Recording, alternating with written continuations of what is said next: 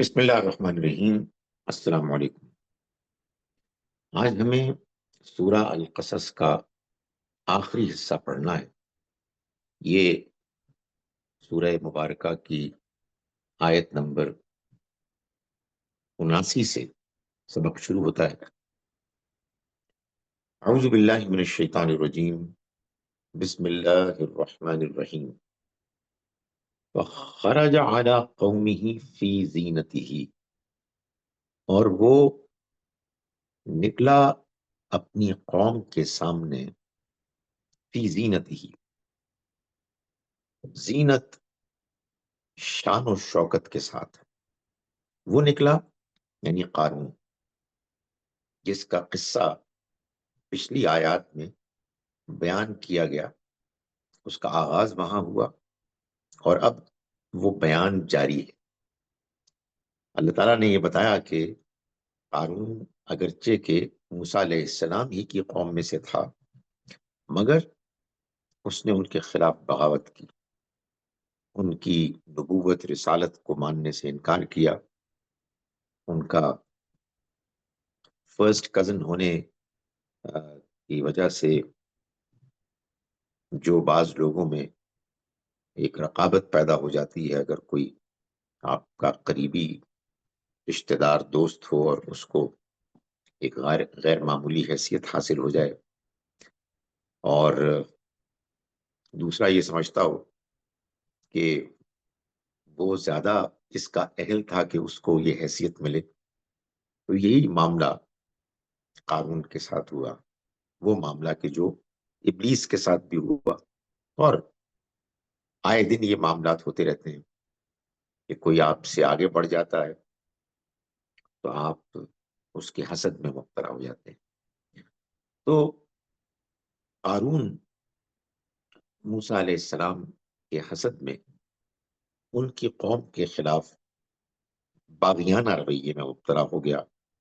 اللہ نے اس کو بہت دولت دی تھی، اور اس دولت کے حاصل کرنے کے بعد اگر وہ اللہ کا سچا شکر گزار بندہ ہوتا تو اس کے اندر عاجزی بھی پیدا ہوتی، اور وہ اپنی دولت کو لوگوں میں ان کی ضرورت کے لیے تقسیم بھی کرتا، مگر ایسا نہیں ہوا، بلکہ لوگوں کی توجہ دلانے پر کہ آخر تم کیوں اپنے مال کو اللہ کے راستے میں خرچ نہیں کرتے، تو یہ سن کر اس نے بڑے تکبر سے یہ کہا کہ مجھے تو یہ جو کچھ بھی ملا ہے یہ میرے علم اور قابلیت کی وجہ سے ملا۔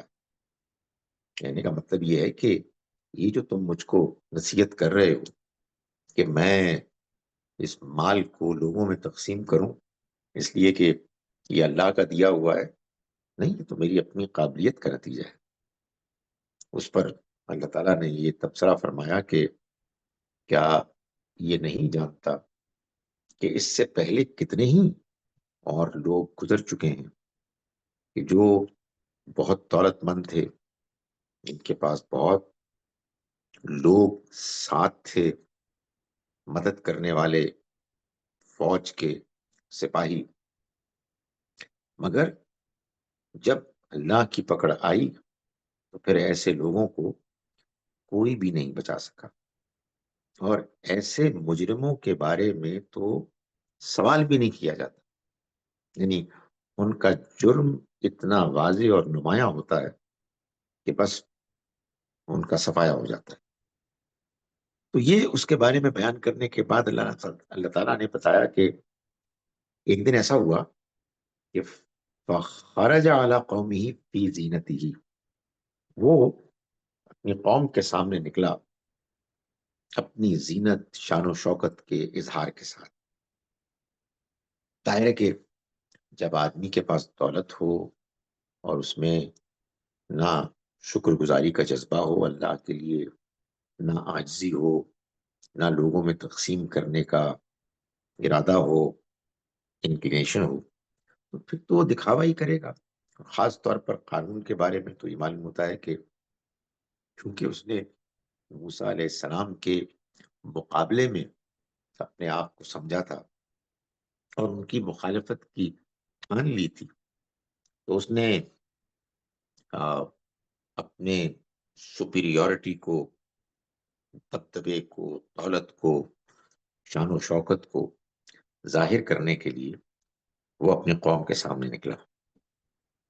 قال الذین یریدون الحیات الدنیا، اس کے اس شان و شوکت کو دیکھ کر ان لوگوں نے کہ جو دنیا کی زندگی کے چاہنے والے تھے، وہ کہنے لگے کہ جو کچھ قارون کو ملا ہے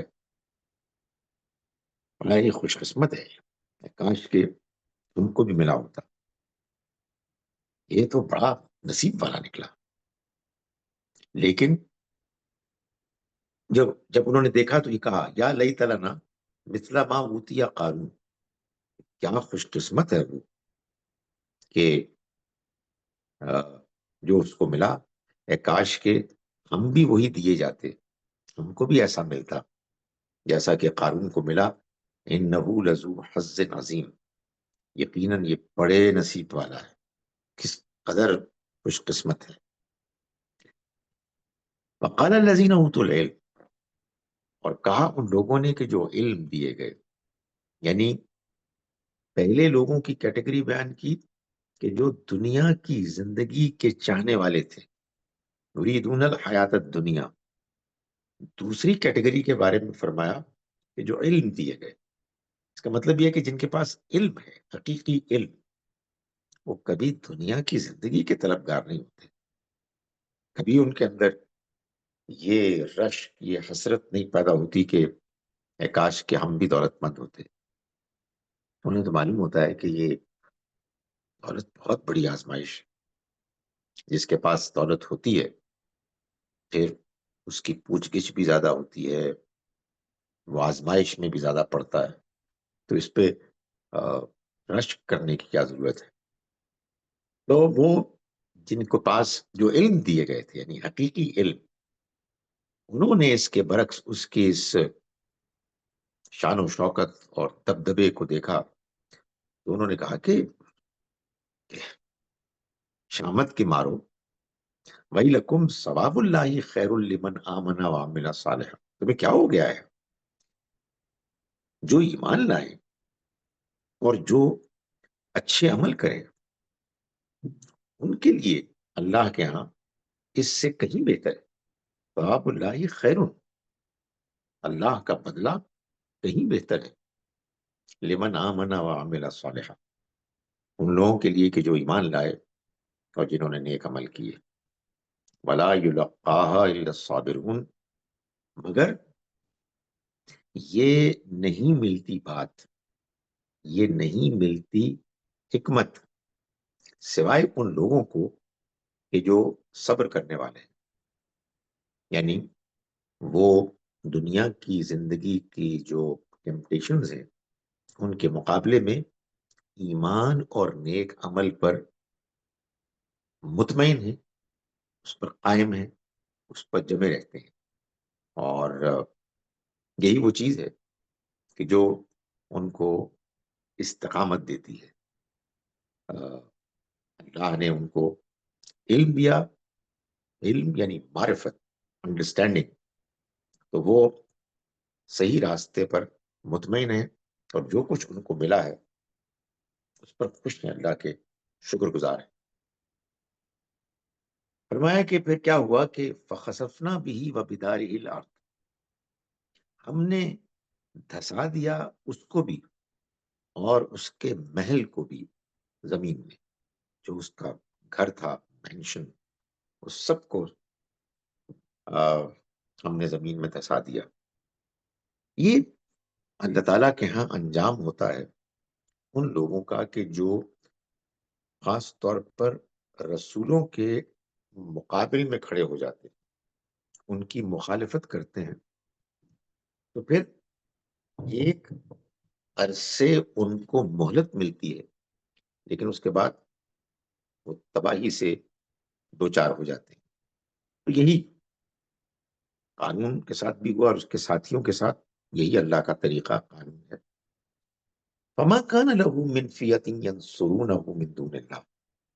تو کوئی اس کے لیے پھر اس موقع پر گروہ نہیں تھا کہ جو گروہ والے لوگ مدد کرتے اس کی اللہ کے مقابلے میں.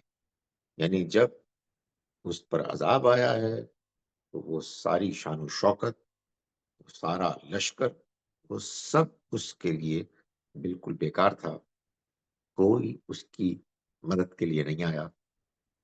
وما کان من المنتصرین، اور نہ ہی وہ خود اپنے آپ کو بچا سکا. فرمایا کہ وَأَصْبَحَ الَّذِينَ تَمَنَّوْا مَكَانَهُ بِالْأَمْسِ. وہ لوگ کہ جو کل اس کی تمنا کر رہے تھے، یعنی اس کے مقام، اس کی جگہ، اس کی شان و شوکت کی تمنا خود کر رہے تھے، انہوں نے کہا، یقولون، وہ کہنے لگے، وَيْكَأَنَّ اللَّهَ يَبْسُطُ الرِّزْقَ لِمَن يَشَاءُ مِنْ عِبَادِهِ وَيَقْدِرُ. وہ کہنے لگے کہ یہ بات تو معلوم ہوتا ہے وہی صحیح نکلی کہ اللہ ہی اپنے بندوں میں سے جس کے لیے چاہتا ہے وہ رزق کو پھیلا دیتا ہے، کشادہ کر دیتا ہے، اور جس کے لیے چاہتا ہے تنگ کر دیتا ہے. یعنی ہم اپنی طرف سے کوشش تو کرتے ہیں اور ہمیں کرنی بھی چاہیے، لیکن فیصلہ اللہ کا ہے. آدمی کی قابلیت کیا چیز ہوتی ہے، وہ بھی کچھ تھوڑا بہت فیکٹر تو ہوتی ہے، مگر اپرچونٹیز ہوتی ہیں، فیصلے ہوتے ہیں ایسے جو معلوم ہوتا ہے کہ اللہ کی طرف سے اس کے ہاتھ میں، اختیار میں ہوتے ہیں. تو اللہ جس کو چاہتا ہے رزق دیتا ہے بہت زیادہ وافر، اور جس کے لیے چاہتا ہے تنگی کرتا ہے. نہ وہ کامیاب ہیں نہ یہ ناکام ہے، دونوں امتحان میں مبتلا ہے. لولا امن اللہ علینا، اگر اللہ نے ہم پر احسان نہ کیا ہوتا تو لخسف بنا، وہ اسی طرح سے ہم کو بھی دھسا دیتا جیسے قارون اور اس کے ساتھیوں کو دھسایا. وہی کانہ لا یفلح الکافرون، اور حقیقت یہ ہے کہ انکار کرنے والے ناشکرے وہ کبھی کامیاب نہیں ہو سکتے. اس مقام کو واضح کرنے کے لیے اس میں جو سبق ہے، ایک حدیث ہے ترمذی میں، جو حدیثوں کی کتاب ہے، جس میں نبی صلی اللہ علیہ وسلم نے فرمایا کہ انسانوں کی 4 قسمیں ہوتی ہیں. یعنی ایک خاص پہلو سے دیکھا جائے تو ایک وہ انسان ہوتے ہیں کہ جن کو اللہ نے دولت دی اور وہ اللہ کے دین کا علم بھی رکھتے ہیں، اللہ سے ڈرتے بھی ہیں. تو وہ اللہ کی طرف سے ملی ہوئی دولت کو اللہ کے بندوں میں، ضرورت مندوں میں بانٹتے ہیں. ایک دوسری کیٹیگری ان لوگوں کی ہوتی ہے کہ جن کو اللہ نے کوئی بہت زیادہ دولت سے تو نہیں نوازا ہوتا، مگر وہ حقیقی علم رکھتے ہیں اور اللہ سے ڈرنے والے ہوتے ہیں. وہ ان دولت مندوں کو کہ جو اللہ کی راہ میں خرچ کرتے ہیں، ان پر رشک کرتے ہیں اور یہ سوچتے ہیں کہ اے کاش کہ ہمارے پاس بھی یہ دولت ہوتی تو ہم بھی اسی طرح سے اس دولت کو اللہ کے راستے میں لوٹاتے. تو فرمایا کہ یہ لوگ اپنے درجے کے لحاظ سے انہی کے برابر ہیں. ان کو دولت مل گئی اور اللہ نے دل بھی دیا کہ وہ خرچ کریں. ان کو دولت نہیں ملی مگر انہوں نے یہ سوچا کہ اگر ہم کو بھی ملتی تو ہم بھی یہی کرتے. اس کے برعکس وہ لوگ بھی ہوتے ہیں بد نصیب کے جن کو دولت ملتی ہے، جیسے قارون، تو وہ اس کو اپنی قابلیت کا نتیجہ سمجھتے ہیں، اکڑتے ہیں، تکبر کرتے ہیں، اور اللہ کی راہ میں اول تو خرچ ہی نہیں کرتے، لیکن اگر غریبوں پہ خرچ بھی کرتے ہیں تو احسان جتلاتے ہیں، ستاتے ہیں، اذیت پر مبنی باتیں کرتے ہیں. تو یہ بدترین لوگ ہیں. وہاں فرمایا کہ وہ بہترین لوگ ہیں، یہ بدترین لوگ ہیں، اور ان کا انجام سب سے برا ہوگا۔ اور وہ لوگ بھی ہیں جن کو دولت تو نہیں ملی، مگر وہ رشک کرتے ہیں دولت پر، کہ جن کو دولت ملی ہے اور عیش کر رہے ہیں، عیاشی کر رہے ہیں، مزے کر رہے ہیں۔ تو یہ جو لوگ ہیں غریب، یہ بھی اسی طرح کے انجام سے دوچار ہوں گے اللہ کے ہاں، اس لیے کہ اگرچہ کہ ان کو دولت نہیں ملی، لیکن ان کے اندر حسرت یہی تھی کہ ہم کو بھی ملتی تو ہم بھی اس کو خوب اڑاتے۔ یہ لوگ کہ جن کو آ، اللہ نے بچا لیا، ظاہر ہے کہ رشک تو انہوں نے کیا تھا، لیکن یہ بات سمجھ لیں کہ دنیا میں اللہ کی طرف سے ہر غلطی کے بعد اصلاح کا امکان ہوتا ہے۔ انسان کو اصلاح کی توفیق ملتی ہے نہیں ملتی، اس کا تعلق انسان کے اپنے رسپانس سے، انسان کس قدر اپنے غلطیوں سے، تجربات سے سیکھتا ہے، یہ اس کا فیصلہ ہے۔ لیکن بہرحال ایسا نہیں ہے کہ اللہ تعالیٰ کسی ایک موقع پر کسی کی غلطی کے نتیجے میں اس کو فوراً ہی پکڑ لے۔ فرمایا تلک الدار الآخرہ نجعلها للذین لا یریدون علوا فی الارض ولا فسادا، اور آخرت کا یہ گھر جس کا بھی پیچھے ذکر ہوا، ہم نے اس کو انہی لوگوں کے لیے طے کیا ہے، خاص کیا ہے، جو نہ زمین میں بڑائی چاہتے ہیں اور نہ فساد مچاتے، نہ فساد مچانے کی کے خواہش مند ہیں۔ یعنی وہی بات کہ جو ایک اور جگہ پہ قرآن مجید نے بیان کی کہ رحمان کے بندے تو وہ ہیں کہ جو جب زمین پر چلتے ہیں تو ہاؤنہ، عاجزی، انکساری کے ساتھ چلتے ہیں۔ خدا تعالیٰ کو عاجزی اور انکساری، ہمبلنس پسند ہے۔ کیوں پسند ہے؟ اس لیے کہ یہی صحیح رویہ ہے، ریئلسٹک، حقیقت پسندانہ رویہ یہی ہے۔ مجھے عاجز کیوں ہونا چاہیے؟ اس لیے کہ میری پیدائش ایک ایسے انداز میں ہوئی کہ میری کمزوری، ناتوانی اور دوسروں پر انحصار بڑا بڑا واضح تھا۔ حقیر پانی کی بوند سے آغاز ہوا اور ناتواں رہا، ڈپینڈنٹ رہا، کئی برس والدین کو تنگ کرتا رہا۔ اس کے بعد کچھ جوانی آئی، اور پھر یا تو آدمی جوانی میں کسی سٹیج پہ فوت ہو جاتا ہے، یا پھر آگے بڑھاپا نظر آتا ہے، اس میں پھر آدمی ناتواں ہوتا ہے، پھر آدمی مر جاتا ہے، قبر میں چلا جاتا ہے۔ کس چیز پہ کرنا بھائی؟ یعنی وہ چند سالوں کی جو انسان کو جوانی ملی ہے، کچھ کامیابی ملی ہے، کچھ عقل ملی ہے، اس پہ آدمی کرنا شروع کر دے، یہی صحیح رویہ ہے۔ اور پھر یہ واقعات بھی ہوتے ہیں جو آپ کے سامنے ہوتے ہیں۔ اتنے ہی لوگ ہیں کہ جن کو آپ نے دنیا میں دیکھا کہ وہ اتنے کامیاب تھے، اتنے طاقتور تھے، اکڑتے تھے اور اپنی اکڑ کا اظہار کرتے تھے، کہاں گئے وہ؟ سو فرمایا کہ یہی صحیح رویہ ہے۔ یہ آخرت کا گھر جس کا ذکر ہوا، اللہ تعالیٰ فرماتے ہیں کہ ہم نے اس کو خاص کر دیا ہے، یعنی مستقبل میں ایسا ہم کریں گے ان لوگوں کے لیے کہ جو زمین میں نہ اپنی بڑائی چاہتے ہیں اور نہ فساد کے خواہش مند ہیں۔ جو بڑائی چاہتا ہے وہی فساد مچائے گا نا، لوگوں کو ستائے گا، ان کی ضرورتیں پوری نہیں کرے گا، تکبر کرے گا۔ اللہ سے ڈرنے والے لوگ تو یہی ہیں، اور یہی وہ چیز ہے کہ جو اللہ کو مطلوب ہے۔ یہ بالکل الٹ ہے تکبر، ایروگنس کے، جس سے اللہ کو سخت نفرت ہے۔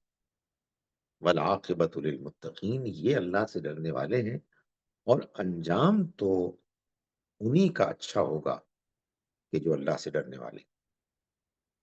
من جاء بالحسنتی فلہ خیر منہا، جو بھلائی لے کر آئے گا اس کے لیے اس سے بہتر بدلہ ہوگا.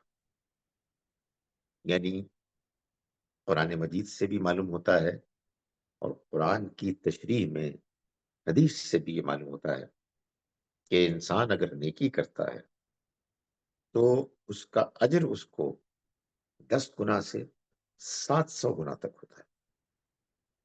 اس میں ظاہر ہے فرق ہے آپ کے خلوص کا، آپ کے جذبے کا، آپ کی قربانی کا، اور اس میں فرق ہوتا ہے. لیکن اگر ایکسیپٹیبل نیکی ہے تو پھر کم سے کم 10 گنا. یہ اللہ کی مہربانی ہوگی، اللہ کا فضل ہوگا. فرمائے کہ ومن جاء بالسیئہ، اور جو برائی لے کر آئے گا، فلا یجزی الذین عملوا السیئات، تو نہیں بدلہ دیا جائے گا ان کو کہ جو جنہوں نے برائیاں کی، الا ما کانوا یعملون، مگر صرف اتنی جتنی کہ وہ دنیا میں کرتے رہے. سو گویا کہ اللہ تعالیٰ نے بتا دیا کہ اس کے ہاں قانون طریقہ یہ ہے کہ بروں کو تو وہاں انصاف ملے گا، بس جتنی برائی کی ہے اتنا ہی بدلہ. یعنی یہ اب اس کو میجر کرنا، اس کی ویلیو کو طے کرنا، یہ تو اللہ ہی کر سکتا ہے. آنیسٹلی کوئی اور کر ہی نہیں سکتا. اس کو معلوم ہے کہ اللہ نے کس کو کتنی نعمتیں دی، کتنی صلاحیت دی، کتنے موقع دیے، تو اللہ ہی فیصلہ کرے گا. لیکن وہ بالکل برابر ہوگا، جتنی برائی اتنا ہی نتیجہ، کمنشریٹ. لیکن جہاں تک تعلق ہے انعام کا، تو وہ اللہ اپنے فضل سے لوگوں کے ساتھ معاملہ کرے گا. جتنا کیا ہے اس سے کہیں زیادہ دے گا. ان الذین فرض علیک القرآن. اب یہ سورہ مبارکہ کے آخر میں اللہ تعالیٰ نبی اکرم صلی اللہ علیہ وسلم سے خطاب کر کے فرما رہے ہیں کہ یہ جان لو کہ جس نے آپ پر اے پیغمبر یہ قرآن نازل کر کے اس کی ذمہ داری آپ پر ڈالی ہے، فرض علیک القرآن لَرَادُّوكَ إِلَىٰ مَعَادٍ، آپ یقین رکھیے کہ وہ آپ کو لوٹا دے گا ایک اچھے انجام تک. یعنی آپ کو وہ انجام ملے گا جو بہترین انجام. یہ آزمائشیں ہیں، یہ تھوڑے دن کی مشکلات ہیں، لیکن یہ خدا تعالیٰ کی طرف سے آپ کے لیے گارنٹی ہے کہ آپ کو بالآخر جو انجام ملے گا وہ بہترین انجام ہوگا. یہ بات بھی بتا دی کہ یہ قرآن ہے آپ کی ذمہ داری، یہ آپ نے پہنچانا ہے. یہی قرآن ہے جس کو پہنچ گیا اس کو اسے سمجھنا ہے، اس کو جاننا ہے، اس کے مطابق اپنے آپ کو ڈھالنا ہے، اور اگر توفیق ملے تو دوسروں تک بھی پہنچانا ہے. یہ اللہ نے پیغمبر صلی اللہ علیہ وسلم کی ذمہ داری عائد کی اور یہ خوشخبری دے دی کہ اگر وہ ایسا کریں گے تو ان کو بہترین انجام حاصل ہوگا. اور ربی عالم من جاء بالہدی من ہوا فی ضلال مبین. اور آپ ان سے کہہ دیں کہ میرا رب اچھی طرح سے جانتا ہے اس کو بھی جو اللہ کی ہدایت لے کر آیا، اور اس کو بھی جو کھلی گمراہی میں پڑا ہوا ہے. میرا کام یہ نہیں ہے کہ میں لوگوں کے بارے میں یہ اعلان کرتا پھروں کہ وہ گمراہ ہے اور وہ ہدایت پر ہے. یہ کام تو اللہ کا ہے کہ وہ فیصلہ کرے کہ کون گمراہ ہے اور کس کی گمراہی اب اس حد کو پہنچ گئی ہے کہ اب اس کی واپسی کا کوئی امکان نہیں. اور اللہ ہی جانتا ہے کہ کون ہے کہ جو ہدایت کا مستحق ہے اور اس کو ہدایت ملنی چاہیے، اسی سورہ مبارکہ میں ہم نے پیچھے آیت نمبر 56 میں 56 میں یہ بات پڑھی کہ اللہ تعالیٰ نے فرمایا کہ انک لا تہدی من احببت، ہے پیغمبر آپ نہیں ہدایت دے سکتے جس کو آپ چاہیں، ولیکن اللہ یہدی من یشاء، بلکہ اللہ ہے کہ جو ہدایت دیتا ہے جس کو چاہتا ہے، یعنی اللہ جانتا ہے کہ کون ہدایت ڈیزرو کرتا ہے، اور وہ ہدایت دیتا ہے لوگوں کو جن کے بارے میں وہ اپنے قانون، اپنے اصول کی روشنی میں، پالیسیز کی روشنی میں جانتا ہے کہ یہ ڈیزرو کرتا ہے۔ آپ تو لوگوں کے بارے میں خواہش رکھیں گے کہ یہ سب ہدایت پا جائیں، لیکن آپ نہیں جانتے کہ لوگوں کا ایٹیچیوڈ کیا ہے، اس لیے اللہ ہدایت دیتا ہے۔ فرمایا وما کنت ترجو ان یلقا الیک الکتاب الا رحمتا من ربک، اور اے پیغمبر ایسا تو نہیں تھا کہ آپ اس بات کی خواہش، توقع رکھتے تھے کہ آپ پر کتاب اتاری جائے، الا رحمتا من ربک، تو یہ تو صرف آپ کے رب کی طرف سے ایک رحمت، عنایت ہے کہ جو آپ کو حاصل ہوئی۔ فلا تکونن ظہیرا للکافرین، اور آپ ان کافروں کے ہرگز مددگار نہ بنی۔ یعنی ایک بات تو واضح ہے کہ یہ پیغمبری آپ کو آپ کی فرمائش پر نہیں ملی، اللہ تعالیٰ پیغمبروں کا انتخاب کرتا ہے، انسانوں میں سے بہترین انسان جو ہوتے ہیں ان کو اللہ تعالیٰ منتخب کر لیتا ہے اپنی مرضی سے، اپنے پلان کے مطابق۔ یہ نہیں ہوتا کہ وہ تیاری کر رہے ہوتے ہیں اور امید لگائے بیٹھے ہوتے ہیں کہ اب کوئی وحی آئے گی، نہیں، ان کو معلوم بھی نہیں ہوتا۔ اچانک جیسا کہ موسیٰ علیہ السلام کے ساتھ ہوا، وہ واپس مصر جا رہے تھے، راستے میں روشنی نظر آئی تو وہ راستہ معلوم کرنے کے لیے، اور سردیوں کی رات تھی، اس توقع میں گئے کہ شاید کچھ آگ انگارہ مل جائے تاکہ دوسرے گھر والے بھی، فیملی ممبرز، ان کو بھی کچھ تاپنے کا موقع ملے، اور وہاں جا کے اللہ تعالیٰ سے ملاقات ہوگی اور نبوت مل گئی۔ یہی معاملہ نبی صلی اللہ علیہ وسلم کا بھی ہوا۔ معلوم خیال یہ کہ آپ غار حرا میں جا کے کچھ تیاریاں کرتے تھے، سوال ہی پیدا نہیں ہوتا۔ تیاریاں کرنا تو در حقیقت نبوت کے یعنی جو دلائل ہیں اس کے بالکل الٹ۔ فرمایا کہ آپ نہیں تھے امید رکھتے، توقع رکھتے کہ آپ پر یہ کتاب نازل کی جائے گی، یہ تو کرم ہے، یہ تو عنایت ہے آپ کے رب کی۔ تو جب یہ آپ کے اوپر عنایت ہوئی ہے تو اب آپ اپنی ذمہ داری پوری کریں، یعنی اس پیغام کو لوگوں تک پہنچائیں، اور ان انکار کرنے والوں کو ہرگز ان کی مدد نہ کریں۔ وَلَا يَصُدَّنَّكَ عَنْ آیَاتِ اللَّهِ، اور دیکھیے آپ کو ہرگز نہ روکنے پائے اللہ کی آیات سے یہ لوگ، بعد اذ انزلت الیکا، اس کے بعد کہ آپ کے اوپر نازل کر دی گئی، یعنی یہ آیات۔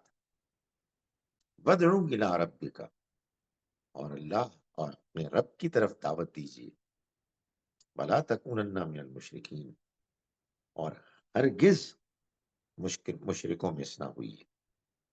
یعنی مطلب یہ ہے کہ آپ کو اللہ کی طرف سے جو پیغام وصول ہوا ہے آپ بس اس پر عمل کریں، اور اسی کو لوگوں کے سامنے پیش کریں، اور اس معاملے میں کسی قسم کی کوئی کمزوری آپ سے سرزد نہ ہو، یعنی لوگوں کے ساتھ نرمی ہو، لوگوں کے باتوں کی جو بھی سوالات ہیں، اشکالات ہیں، ان کو دور کریں، مگر کسی کے ساتھ کوئی ایسا رویہ اختیار کیا جائے کہ وہ آ، آپ کو روک رہا ہے اللہ کے راستے سے اور آپ اس کو اہمیت دے رہے ہیں، یہ ہرگز نہ ہو۔ آپ اللہ کے راستے پر کھڑے رہیں، ڈٹے رہیں اور لوگوں کو دعوت دیں، اسی قرآن کے ذریعے سے دعوت دیں، اور ان کو یہ کہیں کہ اپنے آپ کو شرک سے بچا لو۔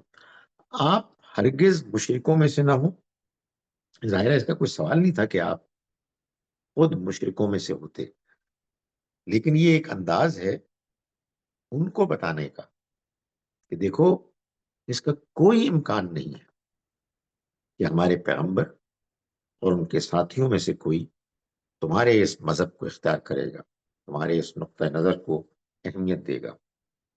یہ اللہ کی طرف سے واضح اعلان ہے کہ شرک جو ہے وہ ایک بہت بڑی گمراہی ہے۔ وَلَا تَدْعُوا مَعَ اللَّهِ إِلَٰهًا آخر، اور دیکھیے، نہ آپ پکاریے اللہ کے ساتھ کسی دوسرے معبود کو۔ یہ بھی وہی انداز ہے، آپ کی طرف سے پکارنے کا کوئی سوال ہی نہیں، مگر دوسروں کو بتایا جا رہا ہے، آپ کے ساتھیوں کو بھی اور انکار کرنے والوں کو بھی۔ اس کا کوئی امکان نہیں ہوگا۔ لا الہ الا ہو، اس لیے نہ پکارے آپ کسی کو بھی، کوئی معبود ہے ہی نہیں سوائے اس کے، یعنی کوئی اس بڑی دنیا میں ایسی ہستی ہے ہی نہیں کہ جس کے بارے میں آپ یہ خیال کریں کہ آپ اس کو پکاریں گے تو وہ آپ کی پکار کو سنے گا ما فوق الفطرت، سپر نیچرل طریقے سے۔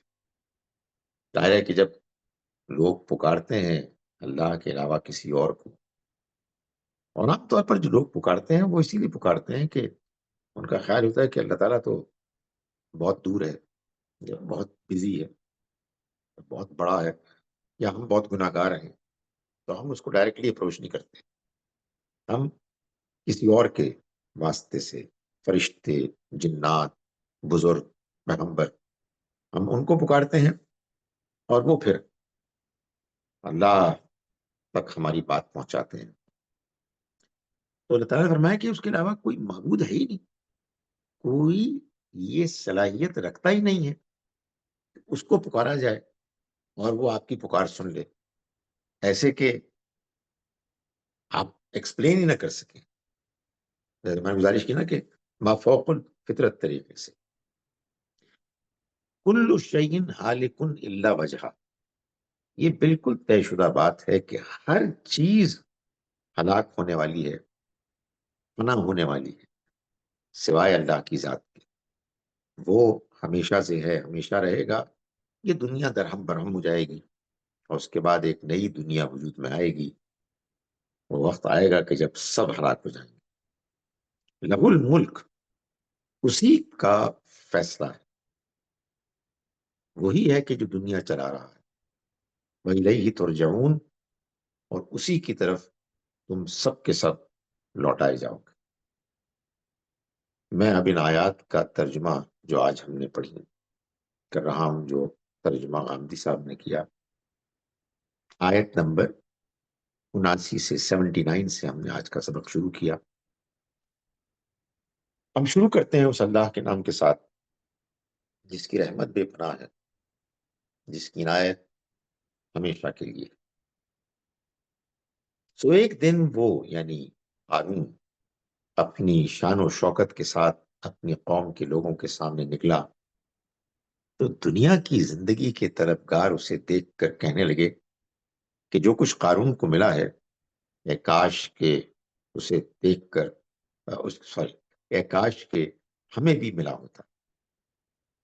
اس میں شبہ نہیں کہ وہ بڑی قسمت والا ہے، اور جن کو علم کی دولت عطا ہوئی وہ بول اٹھے کہ شامت کے مارو، جو ایمان لائیں اور اچھے عمل کریں ان کے لیے خدا کا اجر اس سے کہیں بہتر ہے، اس سے کہیں بہتر ہے۔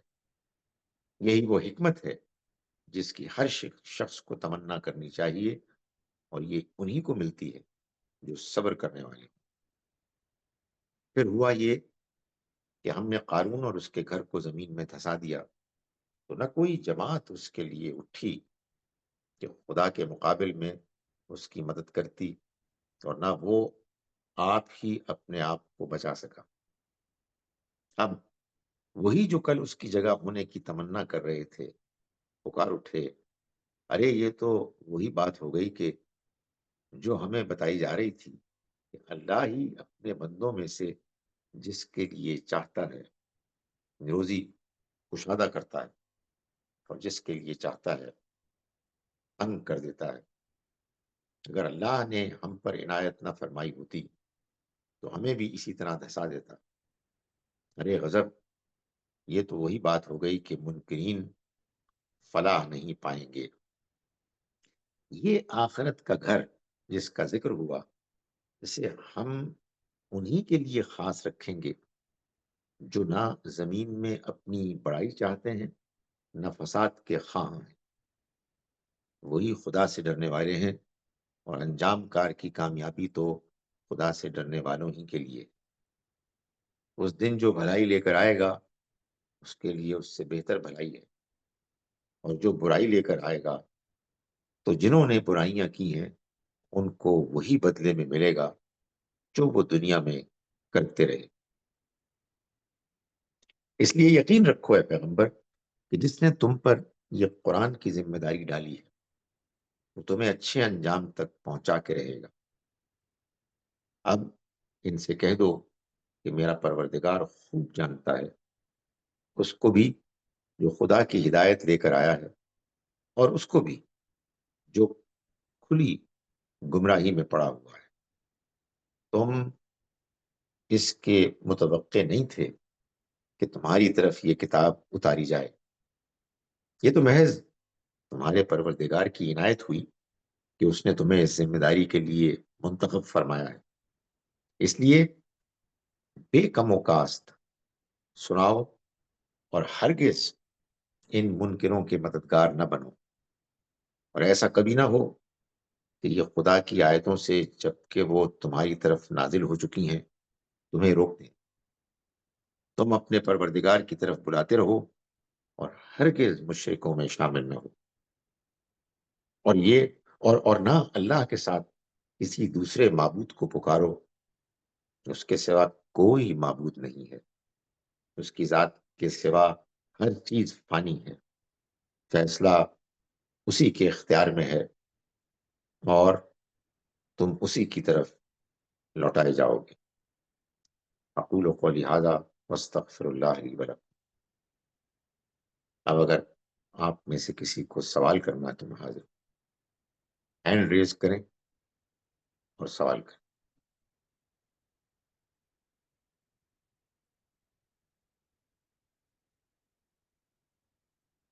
یہ بڑی خوشی کی بات ہے کہ کوئی سوال نہیں۔ چلیے اب اگلی مرتبہ انشاءاللہ، یعنی جمعرات یا جمعے کی صبح، ہم 29ویں سورہ العنکبوت کا آغاز کریں گے۔ السلام علیکم ورحمۃ اللہ وبرکاتہ۔